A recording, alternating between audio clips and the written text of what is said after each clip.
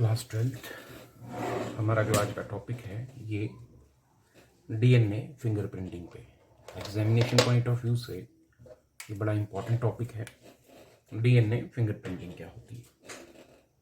देखो, फिंगरप्रिंट्स जो होते हैं ये तो आप सब जानते हैं कि हम लोगों की उंगलियों के आगे के जो निशान हैं, जब हम किसी सरफेस को छूते हैं तो वहाँ पे ये निशान छप जाते हैं।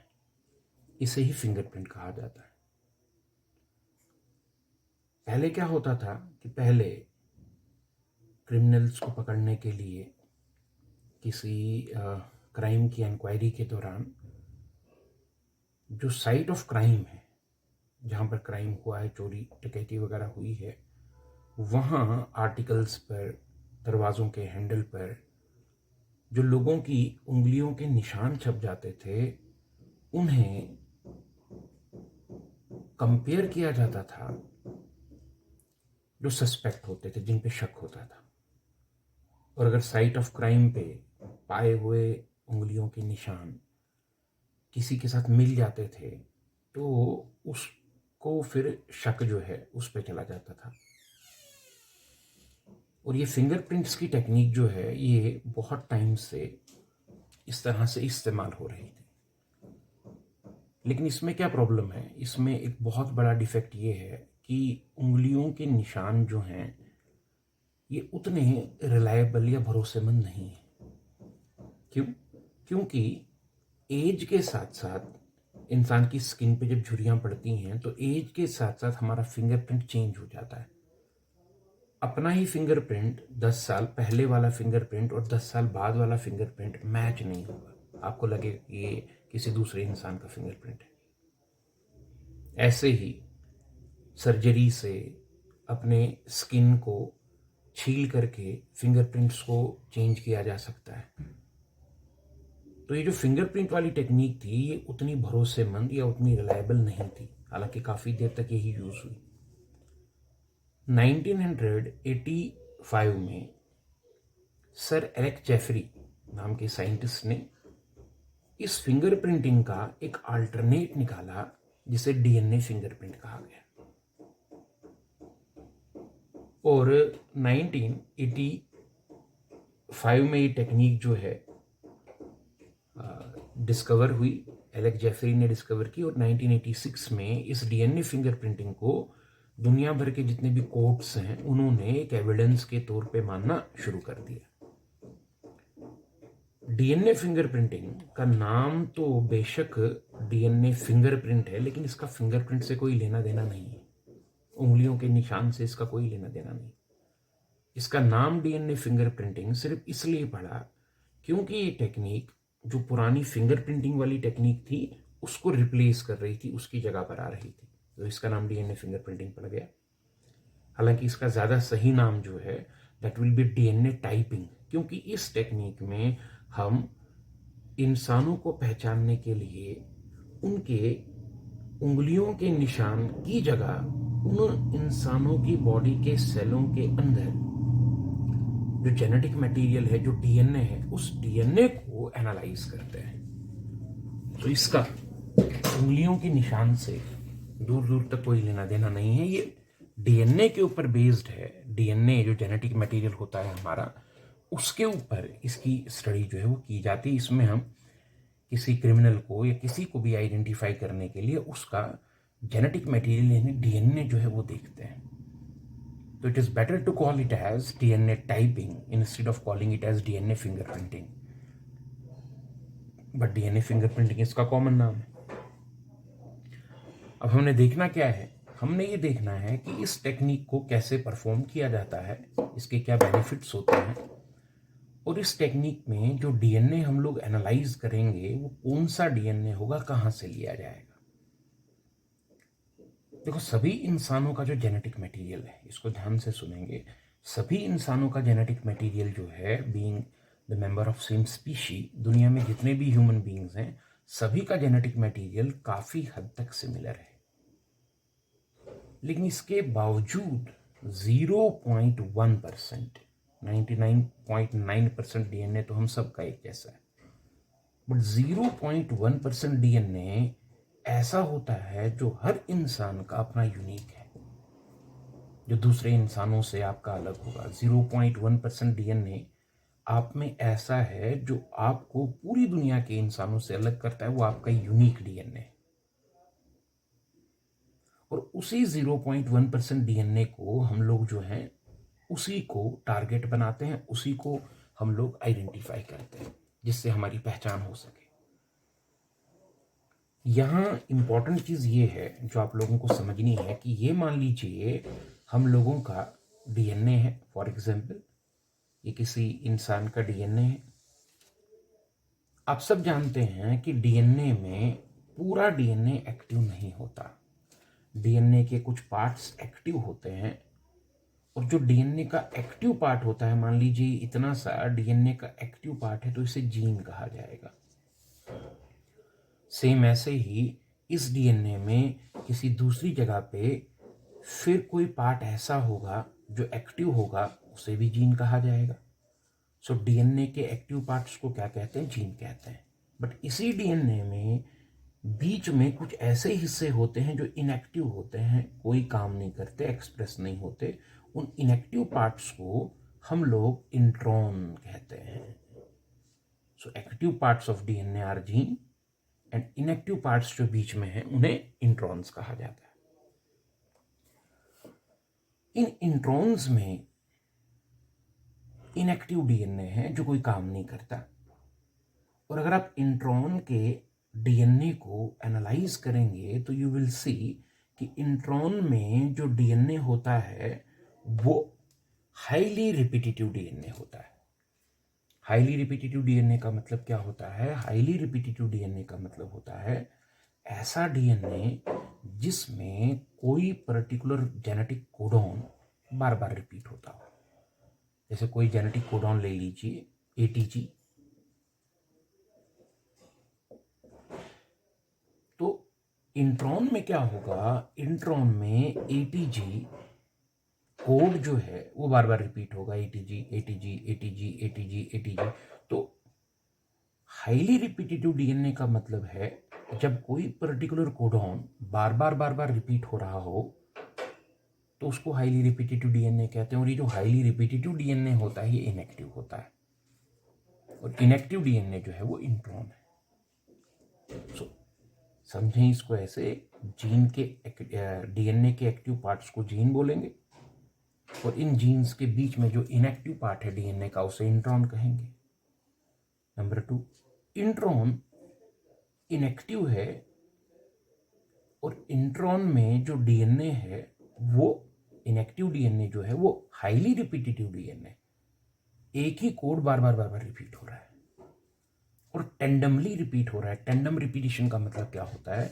जैसे यहां मान लीजिए ए, फिर टी, फिर जी है, तो यही चीज फिर से रिपीट होगी, ए टी जी, फिर रिपीट होगी ए टी जी। इसको टेंडम रिपीटिशन कहते हैं। A T G A T G A T G A T G, this is called tandem repetition.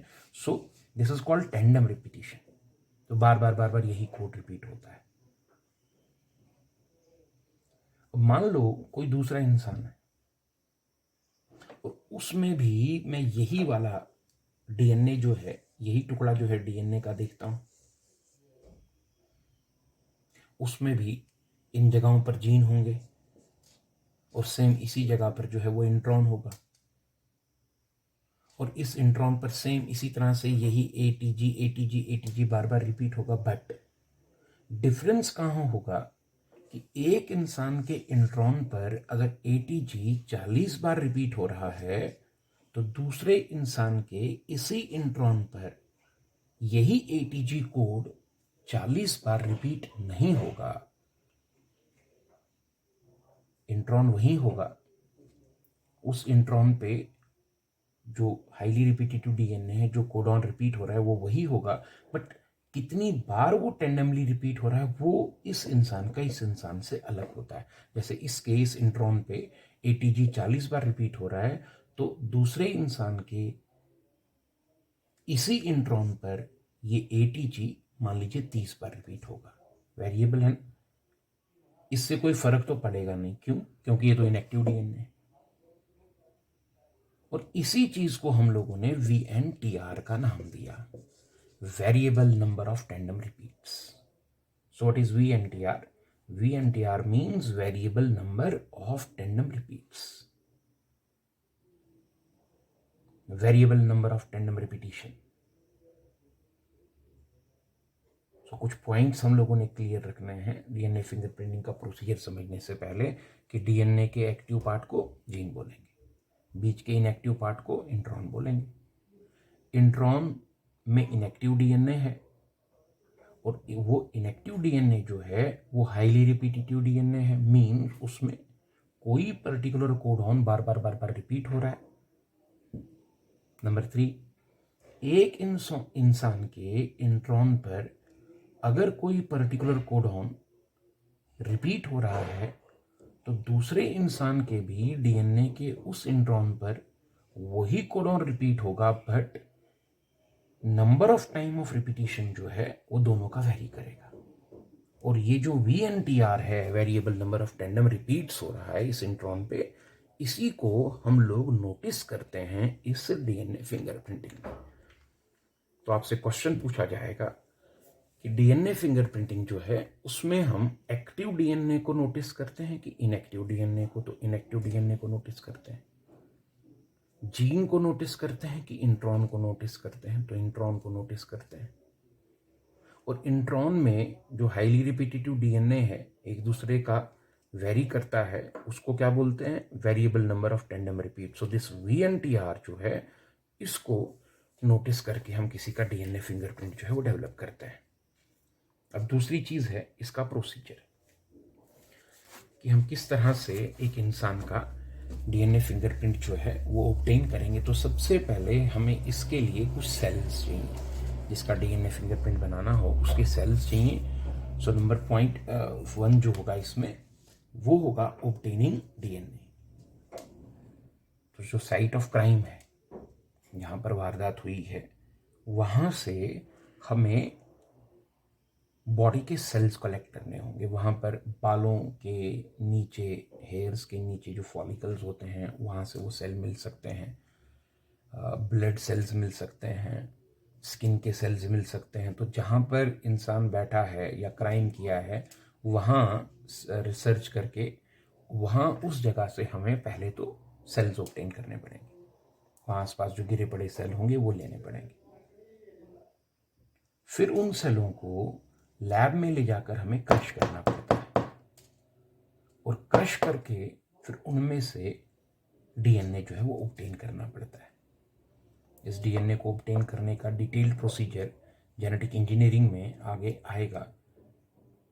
फिलहाल यहाँ हम लोग इसको ऐसे चला रहे हैं कि पहला पॉइंट है कि साइट ऑफ क्राइम से मिले हुए सेल्स में से डीएनए ऑब्टेन करना।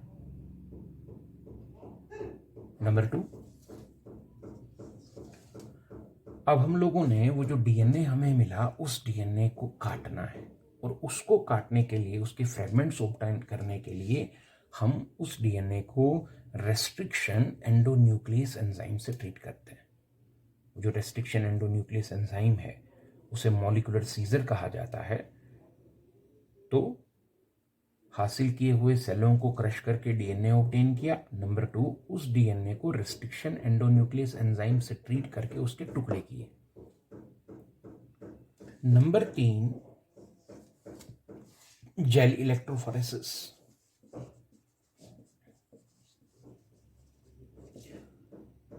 एक प्लेट होती है जिसे एग्रोस जेल प्लेट कहते हैं। उस एग्रोस जेल प्लेट के एक किनारे पे पॉजिटिव टर्मिनल और दूसरे किनारे पे नेगेटिव टर्मिनल मौजूद होता है, और हम लोग डीएनए के वो जो फ्रेगमेंट्स हैं, डीएनए के उन फ्रेगमेंट्स को इस एग्रोस जेल प्लेट पे नेगेटिव टर्मिनल जहां है ना, उस वाली तरफ उन टुकड़ों को रख देते हैं। देखना यह है कि डीएनए के फ्रेगमेंट्स खुद नेगेटिवली चार्ज्ड होते हैं, और जैसे हम पावर ऑन करेंगे तो होगा ये, क्योंकि ये डीएनए फ्रेगमेंट्स खुद नेगेटिवली चार्ज्ड हैं, तो ये नेगेटिव टर्मिनल से रिपेल होकर पॉजिटिव टर्मिनल की तरफ मूव करेंगे, रेंगेंगे।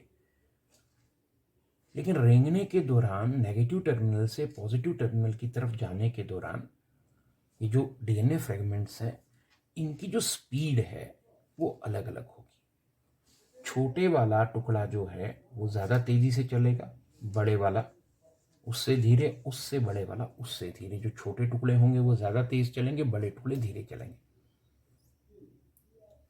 और उसका नतीजा ये होगा कि कुछ टाइम के बाद इस एक्रोस जेल प्लेट पे जो डीएनए फ्रेगमेंट्स हैं, क्योंकि नेगेटिव टर्मिनल से पॉजिटिव टर्मिनल की तरफ मूव करेंगे विद डिफरेंशियल वेलोसिटी, अलग अलग स्पीड से, नतीजा ये होगा कि एक टाइम के बाद डीएनए के ये फ्रेगमेंट्स आपकी इस एक्रोस जेल प्लेट पर फैल जाएंगे।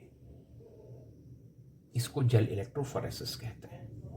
This is called gel electrophoresis. तो फैल गए। नंबर 1, सेल को हासिल करके डीएनए ऑब्टेन किया। नंबर 2, रेस्ट्रिक्शन एंडोन्यूक्लियस से डीएनए के टुकड़े किए। नंबर 3, जेल इलेक्ट्रोफोरेसिस से एग्रोस जेल प्लेट पे डीएनए के टुकड़ों को फैला दिया। नंबर 4, इस एग्रोस जेल प्लेट को हटा के हमें एल्कली यानी सोडियम हाइड्रोक्साइड से ट्रीट करना है। सोडियम हाइड्रोक्साइड क्या करेगा, वो डीएनए के इन फ्रेगमेंट्स को, जिसमें 2 स्ट्रैंड होते हैं, इनके दोनों स्ट्रैंड्स के बीच के जो बॉन्ड होते हैं ना, उन बॉन्ड्स को ये तोड़ देगा ताकि वो दोनों स्ट्रैंड एक दूसरे से सेपरेट हो जाएं, अलग हो जाएं। तो उसके लिए हमें इसको एल्कली यानी सोडियम हाइड्रोक्साइड से ट्रीट करना पड़ेगा। नंबर 5, अब हम लोगों को इन डीएनए फ्रेगमेंट्स को एग्रोस जेल प्लेट से एक दूसरी प्लेट पे ट्रांसफर करना है, जिसे नाइट्रोसेलुलोज मेम्ब्रेन कहते हैं। तो उसका तरीका क्या है? फिल्टर पेपर आप सबने देखा होगा। हम उस फिल्टर पेपर को बफर सॉल्यूशन जो होता है लैब में, उस बफर सॉल्यूशन में फिल्टर पेपर को डिप करके गीला करते हैं और फिर उन गीले फिल्टर पेपर्स को नीचे बिछा देते हैं, उनका एक ढेर बना देते हैं। गीले filter papers which are soaked in buffer solution, उनका ढेर नीचे बिछा दिया। उसके ऊपर इस एग्रोस जेल प्लेट को रख दिया। उसके ऊपर फिर नाइट्रोसेलुलोज मेम्ब्रेन रख दी और सबसे ऊपर फिर सूखे फिल्टर पेपर्स रखे जाते हैं और सबसे ऊपर तकरीबन आधा किलो का वजन रख दिया जाता है और तकरीबन 24 घंटे के लिए इस अरेंजमेंट को ऐसे ही छोड़ दिया जाता है। अब इन 24 घंटों में क्या होता है, नीचे जो गीले फिल्टर पेपर हैं उनमें से बफर ऊपर सूखे फिल्टर पेपर्स की तरफ मूव करता है और इस दौरान बीच में रखी हुई एग्रोस जेल प्लेट और नाइट्रोसेलुलोज मेम्ब्रेन के बीच में से वो पास होता है।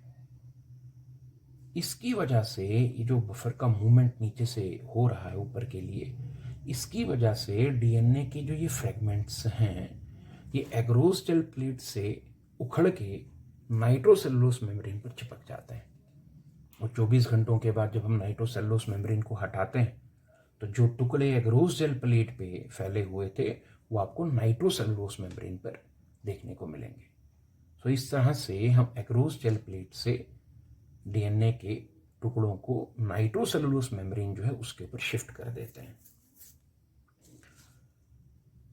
ये पॉइंट नंबर 5। इसके बाद क्या होगा,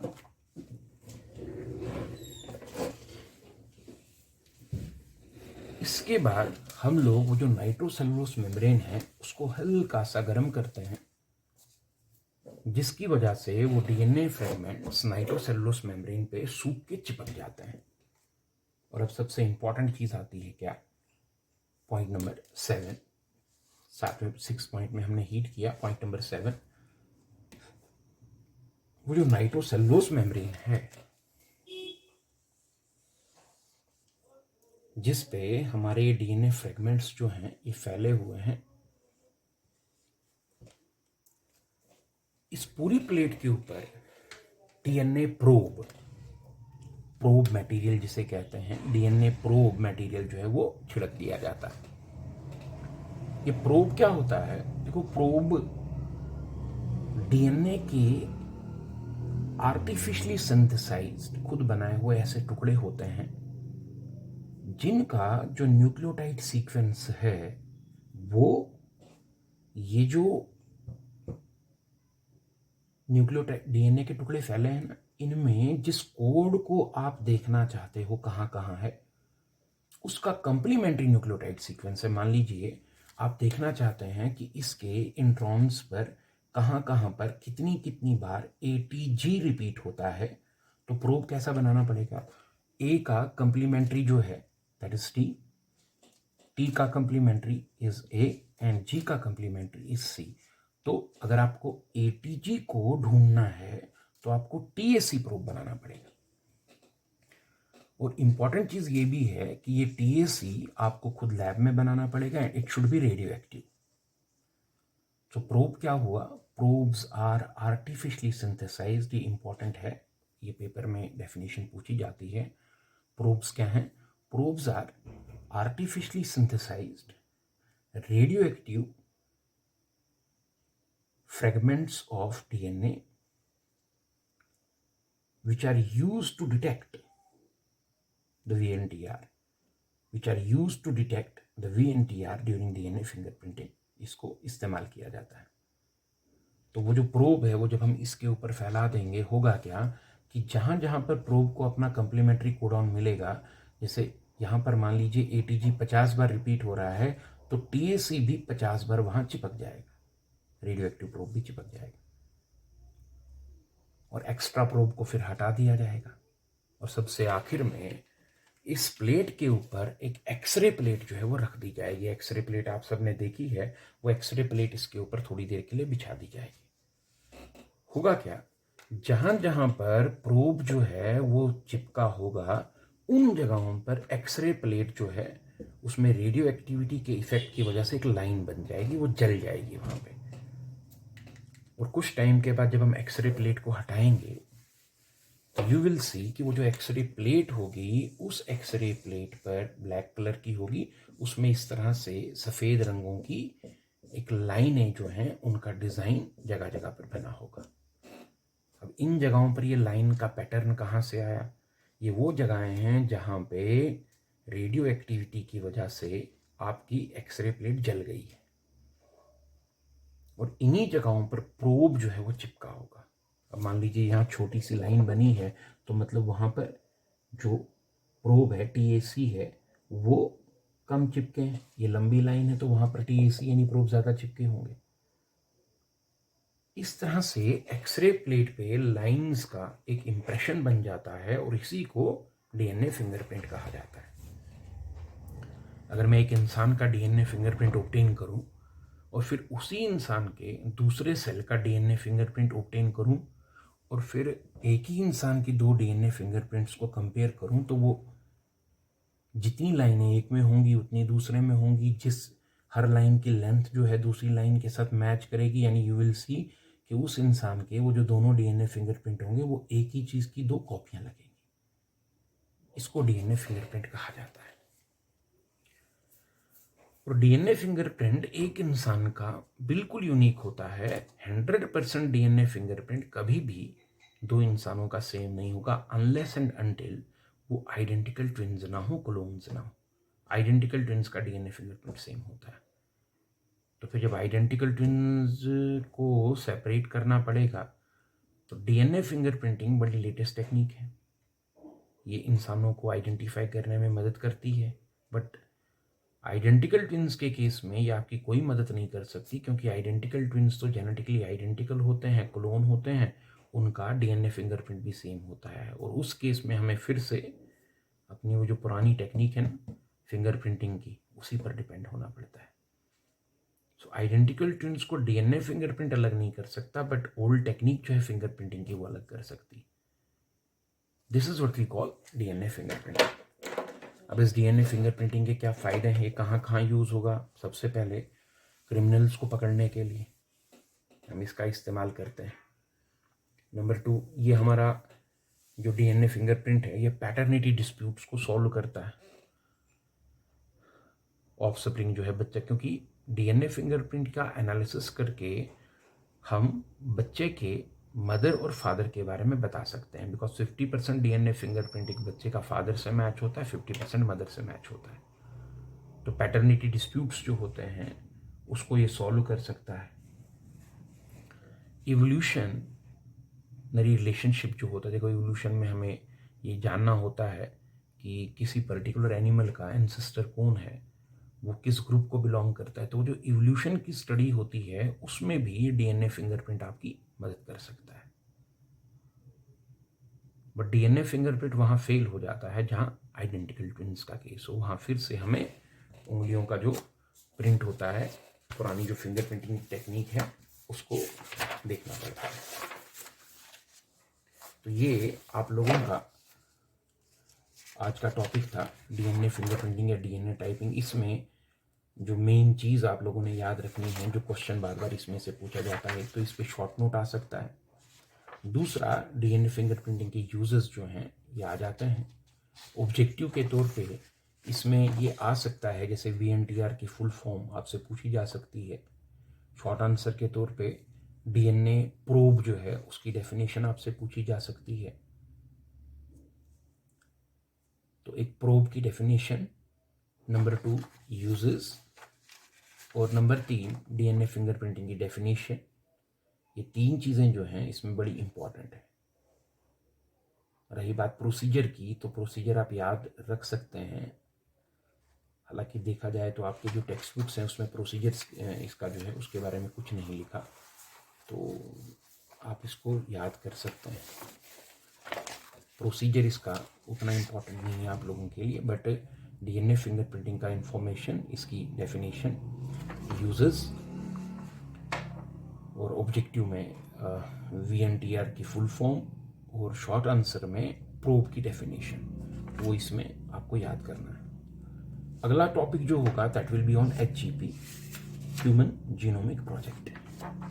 और एचजीपी प्रोजेक्ट ख़त्म हो जाएगा, उसके बाद फिर हम लोग जो है वो इवोल्यूशन की तरफ जाएंगे, बिकॉज ये जो चैप्टर है हमारा ये जेनेटिक्स एंड इवोल्यूशन है। तो इसमें हम इवोल्यूशन का पोर्शन लेंगे और उसके बाद फिर आपका लास्ट चैप्टर जो है जेनेटिक इंजीनियरिंग का वो बचेगा। इस महीने के एंड तक हम लोगों ने ये सिलेबस जो है अपना कंक्लूड कर लेना है, ख़त्म कर लेना है।